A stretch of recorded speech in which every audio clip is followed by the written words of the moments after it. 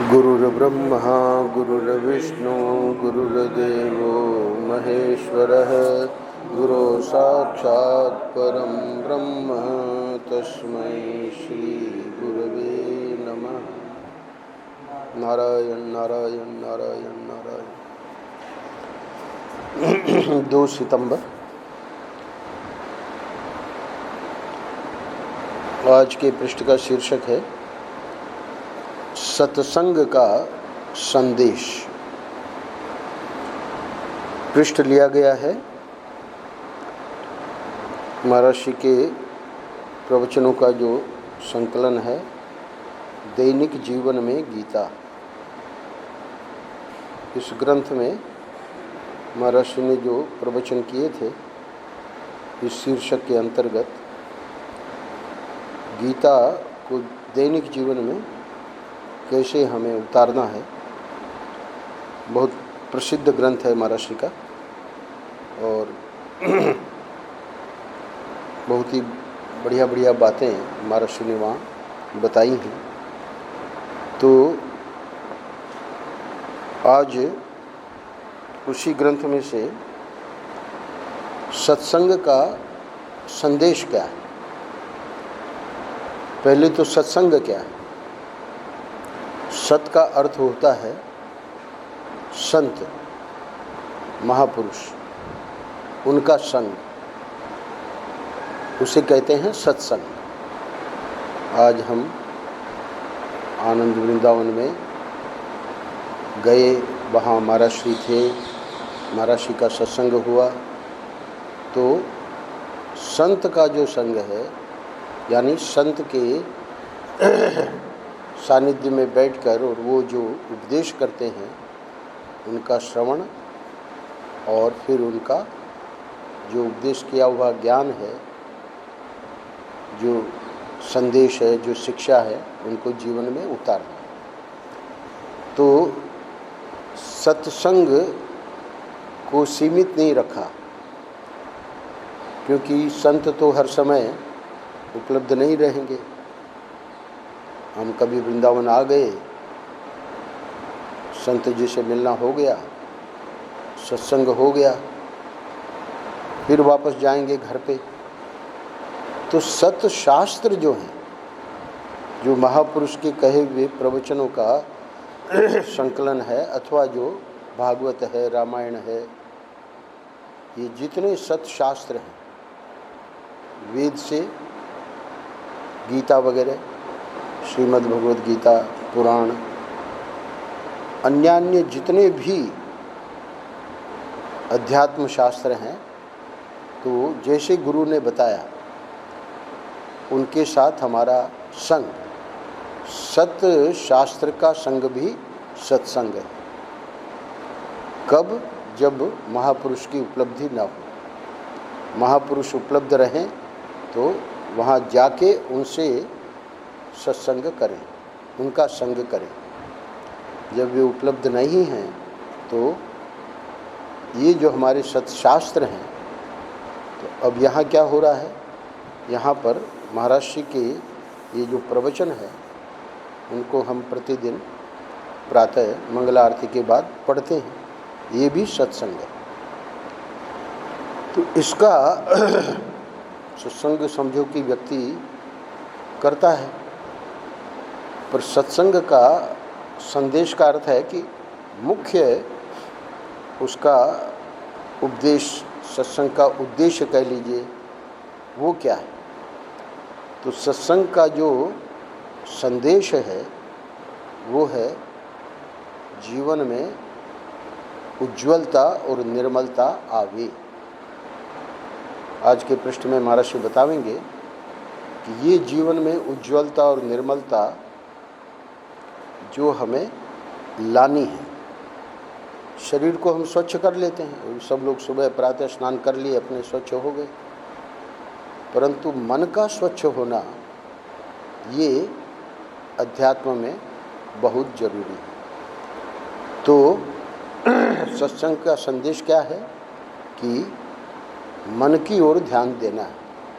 मन में जो मलिनता है, उस मलिनता का धीरे धीरे धीरे धीरे प्रयास करके और उसको जितने जो दुर्गुण हैं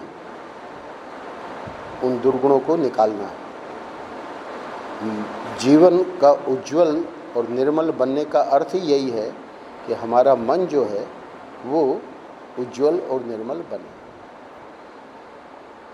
अब इसमें शुरू में परम पूज्य महाराज श्री 2 पैराग्राफ में एक लगन शब्द हम लोग जो प्रयोग करते हैं उसकी बहुत बढ़िया परिभाषा हम कह तो देते हैं, इसको लगन लग गई, पर लगन का अर्थ क्या है? महर्षि का जो चिंतन था बड़ा अद्भुत था। आज जो पृष्ठ में प्रथम 2 पैराग्राफ पढ़ेंगे, महर्षि हमको समझाएंगे कि लगन लगना क्या होता है। 4 पुरुषार्थ हैं, धर्म, अर्थ, काम और मोक्ष। तो मोक्ष जो है ये परम पुरुषार्थ माना गया। तो परम पुरुषार्थ भक्ति में इसको प्रेम कह देंगे, मोक्ष की जगह प्रेम शब्द प्रयोग करते हैं। भगवान के प्रति प्रेम होना वही वहाँ मोक्ष है। और वेदांती लोग मोक्ष शब्द का प्रयोग विशेष रूप से करते हैं। तो ये जो भगवत प्रेम है अथवा मोक्ष है वो तो हो गया उद्देश्य, हमारा लक्ष्य। और उस लक्ष्य के लिए ये जो प्रथम 3 पुरुषार्थ हैं, परम पुरुषार्थ के लिए जो धर्म, अर्थ और काम, ये 3 जो पुरुषार्थ हैं उन्हीं के आधार पर महाराज ने लगन की परिभाषा करी है। देखिए क्या कहते हैं। अब हम आपको गीता का संदेश सुनाते हैं। तो दैनिक जीवन में गीता पर तो बोल ही रहे हैं। तो अब इतने प्रवचन यानी 123, 124, 125वां पृष्ठ है, तो बहुत सारे प्रवचन हो चुके हैं। तो महर्षि मानो कह रहे हैं कि अब तक तो आपको जो सुनाया वो सुनाया ही, आज के प्रवचन में हम आपको गीता का संदेश ही सुना देते हैं। तो गीता का संदेश कहो, सत्संग का संदेश कहो, एक ही बात है। जितनी निष्ठा से धन कमाने के लिए एक व्यापारी को लगना पड़ता है, यहाँ रुक जाइएगा। धन कमाने का अर्थ है कि अर्थ पुरुषार्थ, धर्म, अर्थ, काम। तो 4 पुरुषार्थ जब पूछा जाता है तो धर्म, अर्थ, काम और मोक्ष। तो दूसरा नंबर अर्थ। अर्थ पुरुषार्थ के लिए क्या करता है? एक व्यापारी जितनी निष्ठा से धन कमाने के लिए एक व्यापारी को लगना पड़ता है। हम जानते हैं व्यापारी दिन रात उसी चिंतन में रहता है। अच्छा, दूसरा पुरुषार्थ धर्म पहला, अर्थ दूसरा, तीसरा काम। तो काम को अर्थ के बाद ले रहे हैं। भोग चाहने वाले को जितनी निष्ठा के साथ भोग की वस्तु प्राप्त करने में लगना पड़ता है। संसार में जो कामी व्यक्ति है, काम का अर्थ सिर्फ स्त्री पुरुष का काम नहीं है। जो भी मन में कामना आ गई, हमको ये वस्तु चाहिए, उसके प्रति आप देखिए, चाहने वाले, भोग चाहने वाले को जितनी निष्ठा के साथ भोग की वस्तु प्राप्त करने में लगना पड़ता है, तो हम लोग देखते ही हैं, अपने जीवन को भी देख लें तो लग जाते हैं उसमें। अब क्या बचा? धर्म। परम पुरुषार्थ को छोड़ दीजिए, क्योंकि वो तो आखिरी जो लक्ष्य है, पर उसके प्रति, उस लक्ष्य को प्राप्त करने के प्रति पहले दृष्टांत देके महर्षि समझा रहे हैं। व्यापारी का दृष्टांत दिया, भोगी का दृष्टांत दिया। तीसरा, एक धार्मिक को यज्ञ यागादि करने में जितनी वस्तु, जितने सहायक और जितने परिश्रम की आवश्यकता पड़ती है। नवरात्र 24 तारीख से होगा, तो नवरात्र में हम देखेंगे, है ना, विष्णु पंडित के जो लोग हैं सब सामग्री पहले यहाँ भेज देंगे, फिर आके यहाँ सब स्थापना करेंगे, है ना। तो वो जो स्थापना है उसके लिए वस्तु, उसके लिए सहायक, है ना, कितने पंडितों का वर्ण होगा, तो उसमें जितने परिश्रम की आवश्यकता पड़ती है। फिर जब शुरू हो जाएगा तो सुबह से लेके शाम तक जो क्रम आपको पता ही है। तो तीनों को अब मिलाने जा रहे हैं महर्षि। नंबर 1 अर्थोपार्जन वाला परिश्रम, नंबर 2 वही भोग वासना वाली इच्छा, और नंबर 3 वही धर्मानुष्ठान वाली मर्यादा। जब तीनों को मिलाकर हम परमेश्वर की प्राप्ति के लिए साधन करते हैं, क्या अर्थ हुआ? यानी अर्थोपार्जन वाला परिश्रम तो अर्थ के लिए है। अब हम पूरा परिश्रम ठाकुर जी को हमें प्राप्त करना है, उसके लिए गुरु जी ने जो बताया जप की संख्या महर्षि को बताया गया। 6 महीने का अनुष्ठान, इतने लाख जप तो लग गए। प्रतिदिन 8-8, 9-9 घंटे जप करते थे। 6 महीने का अनुष्ठान हुआ, नहीं हुआ दर्शन, गुरु जी के पास गए, बोले कलयुग में 4 गुना। फिर 6 महीने का किया, प्रतिदिन 8-8 घंटे, 9-9 घंटे जप करना, उस जप की संख्या पूरी करने के लिए। तो कह रहे हैं कि ये तीनों मिलाकर जब हम परमेश्वर की प्राप्ति के लिए साधन करते हैं, तो ये तो हो गया अर्थोपार्जन वाला परिश्रम। फिर भोग वासना वाली इच्छा तो अगले पैराग्राफ में समझावेंगे, है ना। अभी तो बस तीनों को जब मिला दिया तब यही साधन लगन बन जाता है। कहते हैं इनको लगन लग गई है। तो ये तो शब्द तो हम प्रयोग कर देते हैं कि लगन लग गई है, पर लगन लगना क्या है उसको महर्षि ने बहुत सरल करके यहाँ समझा दिया। अब उसी बात को अगले पैराग्राफ में और स्पष्ट कर रहे हैं। होता यह है कि लौकिक काम भोग की पूर्ति के लिए जो वासना होती है, तो वहाँ तो दृष्टांत में तो वो वासना संसार के लिए है। अब जब वो भगवान के लिए, तीनों चीज़ों को भगवान के लिए लगाना है, तो पहले समझा रहे हैं कि काम भोग की पूर्ति के लिए जो वासना संसार की थी, वो अब इस लगन वाले व्यक्ति का क्या हुआ, वो भगवान के लिए लग गई, तो वो उसी का नाम हो जाएगा प्रेम भक्ति। अच्छा, धर्म मर्यादा में गिनाया वस्तु, सहायक, परिश्रम। तो धर्म में मर्यादा, नियम, कायदे, कानून होते हैं। ये बात अलग है कि आजकल उनका ध्यान नहीं दे रहे हैं, परंतु जो बिल्कुल शास्त्रीय है वो बहुत ध्यान देते हैं। तो वो जो मर्यादा, नियम, कायदे, कानून होते हैं, तो वो तो धर्म के लिए है। वे अब जब इधर ठाकुर जी की ओर जब हमने कल का प्रवचन नहीं, उसके पूर्व के 2 प्रवचन राम भैया के, 2 दिन पहले के प्रवचन में 32 सेवा अपराध, यानी हमको सावधान रहना चाहिए भगवान की सेवा में वो अपराध न बने। 32 अपराधों को गिनाया कि वे नहीं बनने चाहिए। यहाँ तक कि धूप लेके, जैसे आरती कर दी तो धूप लेके फिर हाथ धोने पड़ेंगे। अगर ठाकुर जी को हम चढ़ा रहे हैं, समझो कि, है ना, जल चढ़ा रहे हैं, तो धूप लेके और फिर जल नहीं चढ़ा सकते, हाथ धो के चढ़ाना पड़ेगा। एक एक अपराध वहाँ गिनाए हैं। तो सेवा अपराध 32 और 10 नामा अपराध 42 तो अभी 2 दिन पहले जो प्रवचन हुआ उसमें गिनाए। फिर परसों जो प्रवचन हुआ उसमें वराह पुराण में और बहुत सारे हैं। तो भाई जब 42 गिना दिए तो अब ये वराह पुराण में फिर और क्या है। तो उन्होंने बताया राम भैया ने कि जैसे जैसे संतों को समझ में आया कि अभी 42 में भी बहुत सारी बातें छूट गई हैं, तो उनका भी व्यास जी ने संकलन कर दिया। तो भक्ति रसामृत सिंधु ग्रंथ में उन सब चीज़ों को भी ले लिया जो छूट गई।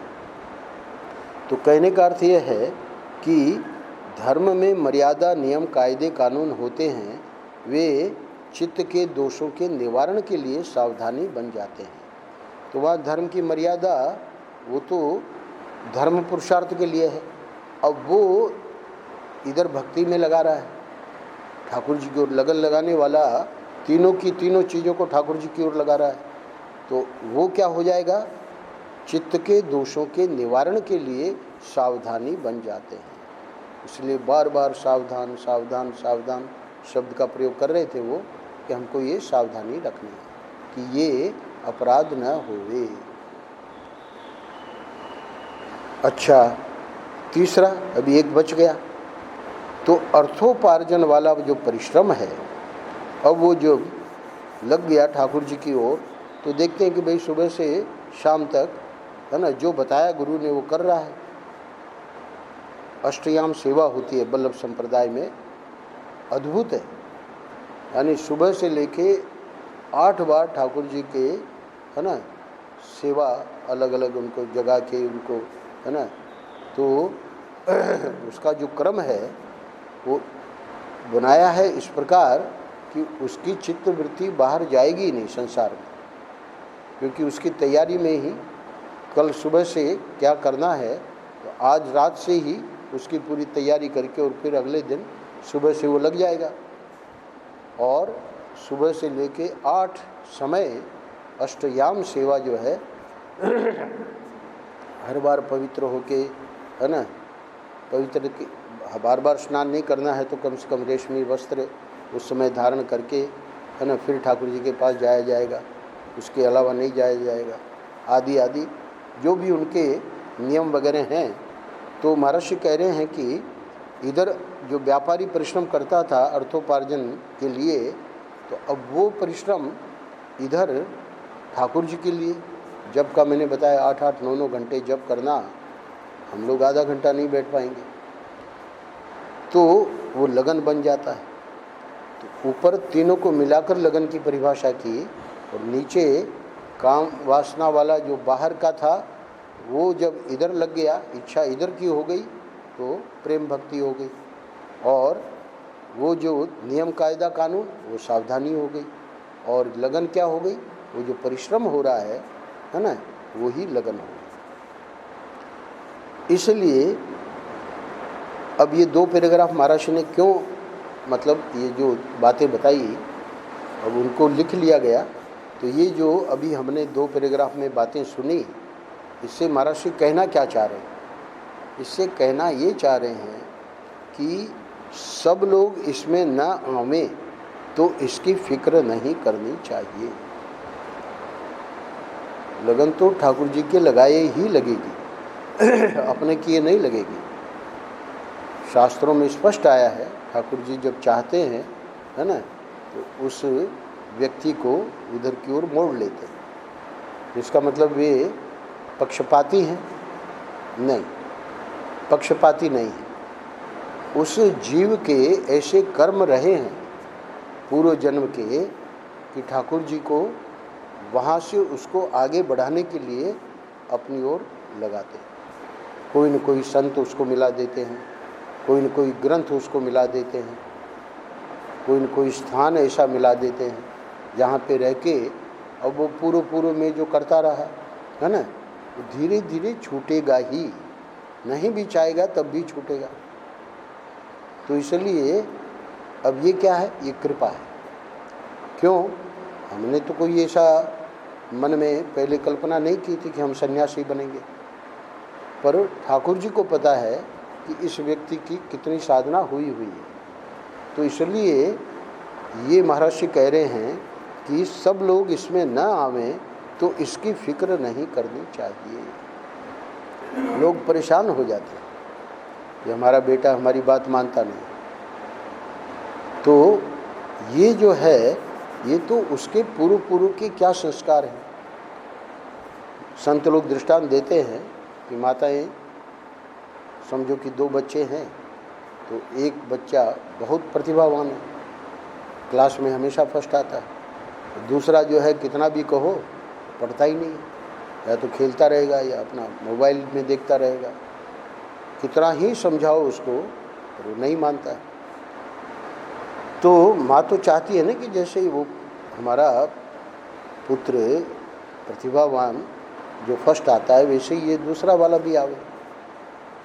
तो नैशानंद गिरी जी ने बताया है कि उस बेचारी माँ को पता नहीं है कि तुम्हारे पेट में ये जो दोनों बालक आए तो जो प्रतिभावान है वो तो पूर्व जन्मों में भी पता नहीं कितनी पढ़ाई करता रहा, कितनी उसकी लगन लगी हुई थी। पढ़ाई की बात ही समझ लो, अभी भक्ति की बात नहीं कर रहे। और दूसरा बच्चा, अरे वो तो अपने पूर्व जन्म में पहलवानी करता रहा, अब वो पहलवानी करता रहा, वो तुम्हारे पेट में आ गया है ना। अब तुम चाहो कि वो भी फर्स्ट आवे तो बात बनेगी नहीं।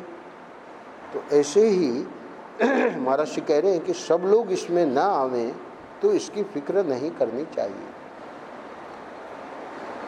बहुत से लोग परेशान हो जाते हैं। अब देखिए वो सेठ वाली बात हमने कुछ दिनों पहले पढ़ी, तो चलो उस कहानी में तो उसका जो चिंता थी उससे उसका उद्धार हो गया है ना। और वो तो भाई तो नास्तिक था और इसके हृदय में हमेशा यही लगी रहती थी कि भाई ये करे ये करे ये करे। अब वो पंजाबी तगड़ा साधु जब आया तो बोले कि आप कुछ कृपा करो, तो वो तो तगड़ा था ही, बोले कि लेना पड़ेगा नाम, राम का नाम लेना पड़ेगा। अब वो नास्तिक बोला कि तुम कुछ भी कर लो है ना, हम नहीं लेंगे, हम नाम नहीं लेंगे, हम अपने मौज में हैं, हम क्यों नाम लेंगे। कहीं लेना पड़ेगा, नहीं तो तेरे को मारेंगे पीटेंगे है ना। अब बड़ा विचित्र, जब उसको पटक दिया, वहाँ मूल में नहीं आया है पर वहाँ दिखाते हैं रासलीला में, उसको पटक दिया, पटक के वो जो है चढ़ गए उसके ऊपर। महात्मा बोले तुम कुछ भी कर लो, हम राम का नाम नहीं लेंगे। बस उतर गए, तुरंत उतर गए।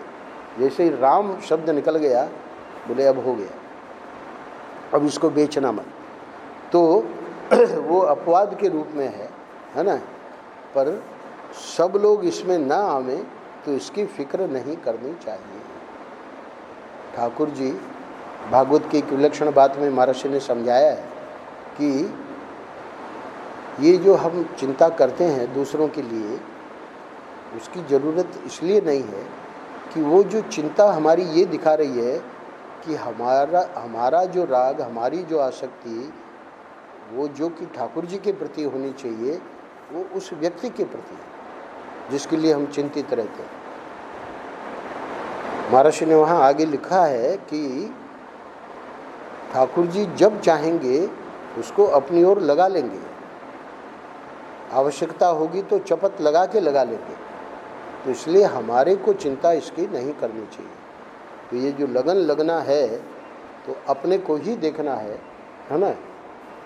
हम चाहे कि भाई आश्रम में इतने लोग रहते हैं है ना, सब लोग सत्संग में आवे, सब लोग हम महर्षि जो बोल रहे हैं उसको सुने, कोई आवश्यक नहीं। सब लोग इसमें ना आवें तो इसकी फिक्र नहीं करनी चाहिए। अच्छा चलो, ये तो हो गया लगन की बात। अब महर्षि को जो गीता का संदेश देना है वो बता रहे हैं। गीता के कौन से श्लोक की व्याख्या है? 16वें अध्याय के 21वें श्लोक की। उस श्लोक में क्या कहा गया? त्रिविधम नरकस्येदम द्वारम नाशनम आत्मनः काम क्रोध तथा लोभ तस्मात् एतत् त्रयम् त्यजेत्। छोटा सा अंश ले लिया उस श्लोक का अगले पैराग्राफ में। यह आध्यात्मिक जीवन आपको स्वच्छता की शिक्षा देता है। काम क्रोध और लोभ नरक के द्वार हैं और आत्मा को मलिन करने वाले हैं। तस्माद् एतत् त्रयम् त्यजेत्। इसलिए काम क्रोध और लोभ इनका परित्याग करना चाहिए। इस श्लोक की व्याख्या में संतों ने बताया है कि आसुरी संपत्ति भगवान को गिनानी थी। अब आसुरी संपत्ति का कोई अंत तो है नहीं, तो भगवान ने बहुत सारी बातें गिना के अहंकारम बलम दर्पम कामम क्रोधम परिग्रहम। आगे 18वें अध्याय में संक्षेप में उन्हीं आसुरी संपत्तियों को, अहंकार है, बल है, मतलब अपने को दिखाता है कि मैं इतना शक्तिशाली हूँ कि है ना सबको दबा दूंगा। अहंकारम बलम दर्पम, घमंड, कामम क्रोधम परिग्रहम आदि आदि। तो भगवान ने वहाँ कुछ आसुरी संपत्तियाँ गिना के एक बहुत बढ़िया बात क्या की कि इस 21वें श्लोक में बताया कि अब जिनका निषेध है, जो हमारे जीवन में नहीं होना चाहिए, वो इतना सब याद हमको रहेगा नहीं, इसलिए 3 गिना दी। पहले विस्तार में गिनाया, विस्तार तो नहीं कहना चाहिए, संक्षेप में ही गिनाया, क्योंकि शंख बज चुके हैं, है ना, युद्ध होने वाला है, तो विस्तार का समय नहीं था। परंतु बाद में 21वें श्लोक में कहा कि ये सब याद न भी रहे तो 3 चीज़ें याद रहे, काम, क्रोध और लोभ। इनको तीनों को त्यागना है। आध्यात्मिक जीवन आपको स्वच्छता की शिक्षा देता है। काम, क्रोध और लोभ नरक के द्वार हैं और आत्मा को मलिन करने वाले हैं, इसलिए काम, क्रोध और लोभ इनका परित्याग करना चाहिए। एक कथा सुनाते हैं महात्मा लोग। ब्रह्मा जी ने, उनको लगा कि भाई ये देवता लोग भी, दानव लोग भी और मानव लोग भी बहुत गड़बड़ कर रहे हैं, सबको बुलवाया। अब बुलवाया तो उनके सामने अलग अलग अगर उपदेश करते तो भी समस्या थी कि वो सोचते कि इनको पता नहीं बढ़िया उपदेश दे दिया। तो बड़े बुद्धिमान हैं ब्रह्मा जी, सबको बुलवा के और द 3 बार द बोले, उपदेश पूरा हो गया, चले गए सुन के सब। फिर विचार किया कि इन लोगों ने मेरा उपदेश समझा कि नहीं, तो पहले देवताओं को बुलवाया। बोले क्या समझा तुमने, मैंने जो उपदेश दिया? बोले आपने जो द कहा तो हम लोग जो बहुत भोग करते हैं, देवता लोग, वहाँ भोग की सामग्री भी बहुत है और इसलिए भोग के लिए ही स्वर्ग जाते हैं लोग। तो आपने कहा कि दम, इंद्रियों का दमन करो, इंद्रियों को, है ना, कंट्रोल करो। ब्रह्मा जी बड़े खुश हुए, उनको भेज दिया, दानवों को बुलाया, तुम लोग क्या समझे? बोले हम लोग बड़े क्रूर हैं, तो इसलिए आपने द से कहा दया करो। बड़े खुश हुए ब्रह्मा जी, उनको भी भेज दिया। फिर मनुष्यों को बुलाया, बोले तुम क्या समझे? मनुष्यों ने कहा कि हम लोग बड़े लोभी हैं, तो इसलिए आपने कहा कि दान करो। ब्रह्मा जी बड़े खुश हुए। तो भगवान शंकराचार्य जी ने वहाँ एक बात कही है कि ये उपनिषदों में जो आया है द, ये मनुष्य ही कोई देवता टाइप होते हैं, कोई दानव जैसे होते हैं और कोई मनुष्य तो हैं ही हैं सब लोग। तो जो देवता टाइप मनुष्य हैं उनके लिए ये उपदेश है कि तुम लोग इंद्रियों का दमन करो, यानी जो भोगी लोग हैं और जो क्रूर हैं, मनुष्यों में ही जो क्रूरता करते हैं, उनको दया के लिए कहा। और बाकी जो है लोभ जो है वो मनुष्य में जन्मजात होता है। एक बालक था तो किसी बारात में गया था। अब देखिए इधर उधर बच्चे फ्री रहते हैं बारात में, ऊपर छत पे चला गया। कोई बहुत बड़े संपन्न व्यक्ति है, अपनी कोई धोती वोती सुखा रहे थे और उनकी जेब में कलम थी, तो वो शायद झुके कोई चीज़ उठाने के लिए, तो कलम नीचे गिर गई। बालक वहीं खेल रहा था तो देखा कि उनकी कलम नीचे गिरी है और वो वहीं खड़ा है सेठ, और उसने तुरंत वो कलम उठा के अपने पास रख ली। खैर उस सेठ ने पता लगाया कि इसके बालक के माता पिता कौन हैं, है ना, उनको लेके गया बालक को, यानी वो देख रहा है और वो कलम उठा के उसने चुपचाप अपने पास रख ली। लोभ जो है जन्मजात है मनुष्य में, इसलिए पतंजलि ऋषि को एक एक दोष के लिए एक एक बात कहनी पड़ी, पर लोभ के लिए 2 बातें कहनी पड़ी। दूसरों के हक का मत लो और बिना मतलब परिग्रह मत करो। इकट्ठा करते जा रहे हैं, पता नहीं क्या होगा उसका, कौन ले जाएगा, कुछ पता नहीं। लोभ की प्रवृत्ति इतनी है, तो इसलिए द तो काम, क्रोध और लोभ। काम देवता लोग है ना, भोगी। क्रोध दानव, तो दानवता मनुष्य में ही दानवता है। और लोभ जो है, तो इन तीनों का त्याग करना है। और ये तीनों के मूल में क्या है? अज्ञान। तो शंकराचार्य जी ने समझाया इसी श्लोक की व्याख्या में कि ये जो अज्ञान है ये हो क्यों रहा है। हम अपने को शरीर मान रहे हैं, तो शरीर मान रहे हैं तो इसलिए सोचते हैं कि ये चीज़ें मिल जाएंगी तो हम सुखी हो जाएंगे। तो वो जो अज्ञान बना हुआ है वो कैसे मिटेगा? सत्संग से मिटेगा। आगे देखिए क्या कह रहे हैं, एतैर विमुक्त है, इनसे मुक्त होकर के इस मार्ग पर चलिए और अपने कल्याण का साधन कीजिए। महर्षि को जो बताना था वो बता दिया। एक बहुत बढ़िया बात इस पैराग्राफ में बता रहे हैं हमारे स्वामी जी श्री योगानंद जी महाराज। योगानंद जी महाराज ने ही श्री कृष्ण मंत्र की दीक्षा महर्षि को दी थी। जब महर्षि ने कहा कि हमको भगवान कृष्ण के दर्शन चाहिए, तब तक महर्षि उड़िया बाबा को नहीं मिले थे। तो क्या कहा करते थे? ऐसे कहते थे कि देखो भाई, पहले तुम अकेले थे, तुम्हारी जो मर्जी होती थी सो तुम करते थे, अब तुम हमारे साथ जुड़ गए हो। अब तुम यदि कोई बुरा काम करोगे तो अकेले तुम्हारी बुराई नहीं होगी, हमारी भी बुराई होगी। निशानंद गिरी जी कहते हैं कि हमको किसी ने कहा कि हम फला जगह जा रहे हैं हरिद्वार, आप एक पत्र लिख दीजिए, उस आश्रम में हम ठहर जाएंगे, क्योंकि वो महात्मा आपको परिचित हैं। निशानंद गिरी जी ने कहा देखो तुम हमारे शिष्य हो, पत्र की ज़रूरत नहीं होनी चाहिए। तुम्हारे व्यवहार को, तुम्हारे आचरण को देख के लोगों को लगे, मन में प्रश्न उठे कि भाई ये कौन से महात्मा इनके गुरु हैं कि इनका इतना आचरण पवित्र है। पत्र लिख के ले जाना ये कोई विशेष बात नहीं है, विशेष बात ये है। तो बोले कि अब तुम हमारे साथ जुड़ गए हो, अब तुम यदि कोई बुरा काम करोगे तो अकेले तुम्हारी बुराई नहीं होगी, हमारी भी बुराई होगी। इसलिए तुम अपने आचरण और अपने चरित्र को पवित्र रखो।